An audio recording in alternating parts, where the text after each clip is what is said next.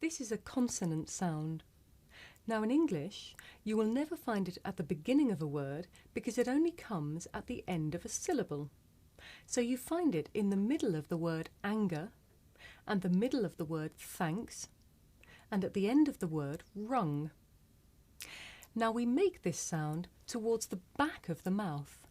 And if you do this sound correctly, you can feel a vibration in your nose. Now let's practice. Listen to these examples and repeat after me. Rung, anger, thanks. Okay.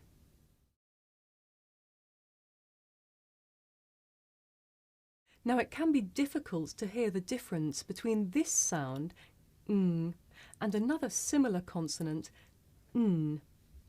Listen carefully. Rung, run, rung, run. Now ng is made at the back of the mouth and n is made behind the teeth. Now you try. Listen and repeat. Rung, run, rung, run. Now let's have some more examples. Listen first.